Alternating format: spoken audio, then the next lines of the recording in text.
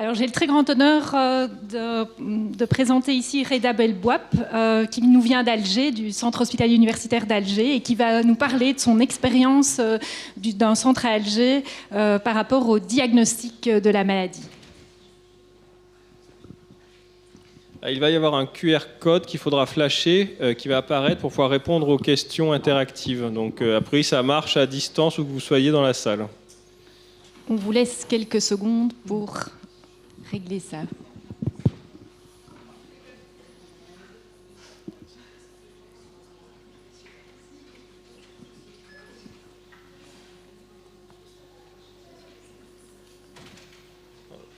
Il y a encore quelques téléphones levés. On va attendre qu'ils s'abaissent.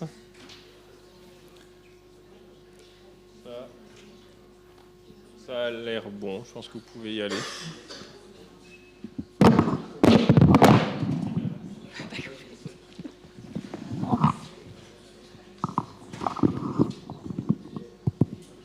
Très bien. Je voudrais remercier tout d'abord le laboratoire Albériau de m'avoir associé à ce sympo. Et en fait, donc, on m'a demandé de répondre à la question est-ce qu'on peut accélérer le diagnostic de la PFIC chez l'enfant? Donc, ça va être un échange d'expériences de notre centre. Donc, mes intérêts. Alors, sur le plan épidémiologique, donc en Algérie, on n'a pas de données épidémiologiques concernant la prévalence de la PFIC, mais ce qui est sûr, c'est que la prévalence est plus importante qu'en Europe, puisque nous sommes un pays à forte consanguinité, et dans la dernière étude qui a été faite, ce taux était à peu près de 20%.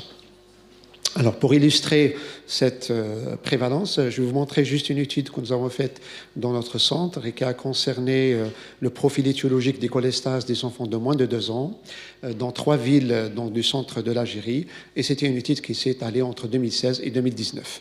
Nous avons associé pour cette étude tous les services de pédiatrie, de néonatologie, de chirurgie pédiatrique, ainsi que les médecins de ville, et notamment ceux qui s'étaient versés un petit peu dans la gastroentérologie. Et donc voilà un petit peu le profil que nous avons retrouvé, et donc avec essentiellement de la cholestase néonatale transitoire qui est en première position, la trésidévo biliaire, puis les PFIC. Donc tout ça pour dire que le diagnostic positif de la PFIC, nous dans notre pratique, donc nous ne nous basons pas sur la génétique parce que de toute façon elle est indisponible, aussi bien en hospitalier qu'en libéral. Et c'est vrai qu'avec les laboratoires étrangers avec nous avons l'habitude de travailler, aussi bien Pasteur-Serba que Biomnis, sont des laboratoires qui n'ont pas cet examen.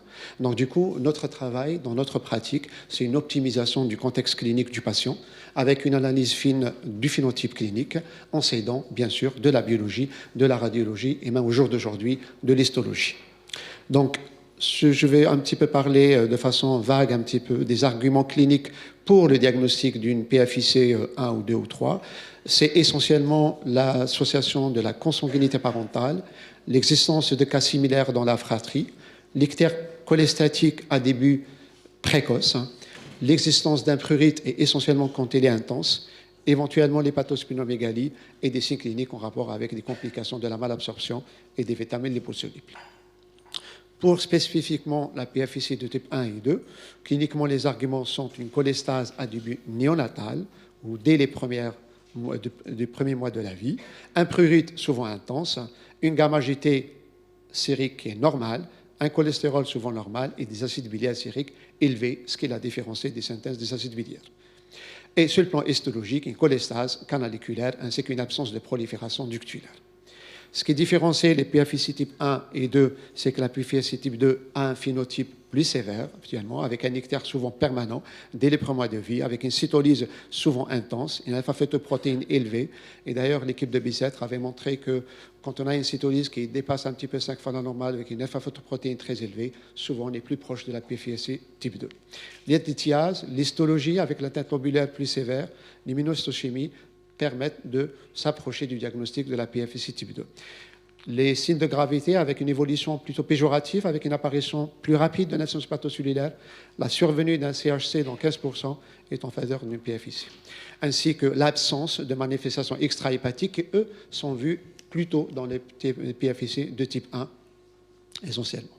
Maintenant, pour la PFIC de type 3, Dans le début, ce qui a différencié, c'est qu'un début, on a plus tardif, avec rarement en période néonatale, mais plutôt chez le nourrisson et le petit enfant, avec des présentations soit sous forme d'ictère cholestatique chronique, ou plutôt d'une cholestase anictérique, avec souvent par la suite un développement d'hypertension portale.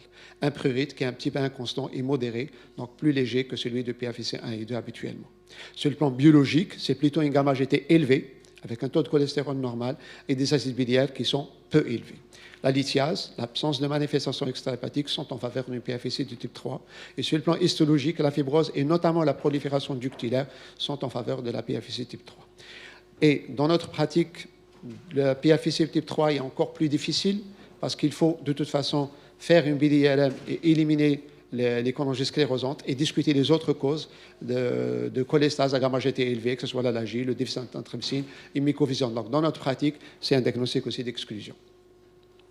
Donc, pour vous donner juste un état des lieux dans notre centre, entre 2014 et 2021, nous avons suivi 36 patients qui ont une PFIC 1 et 2, avec un âge moyen de 3 ans, une consanguinité dans 66% des cas similaires dans 16% des cas, et un âge de début à peu près à 2 mois et demi, avec un motif de consultation essentiellement pour un ictère, et des fois c'est plutôt le prurite qui est révélateur, il l'était chez ces patients.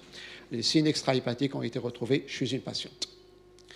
La classification, donc cette patiente qui avait des signes extrahépatiques avait pour nous un phénotype de PFIC type 1 et un deuxième patient qui, elle, on a réussi à faire une étude génétique, donc on l'avait classé comme PFIC de type 1. Type 2, à peu près 20 patients, avec entre autres 5 patients qui avaient une étude génétique.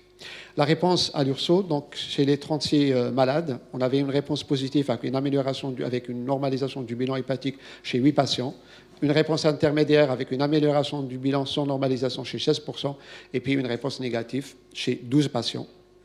4 ont été greffés, d'ailleurs ici à l'UCL, dans le service de Xavier et de M. Reding, et 2 sont actuellement en indication de greffe hépatique en attendant la procédure, et 6, malheureusement, sont décédés dans un tableau de CHC. Et puis la réponse à la périphonfusine par rapport au prurite.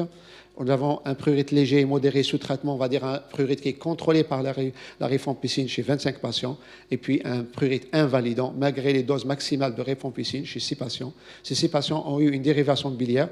Chez 2 patients, chez le premier patient, c'était une dérivation externe, qui était le premier malade, avec une amélioration totale du bilan biologique et une disparition quasi totale de son prurite. Le deuxième, c'était une dérivation interne.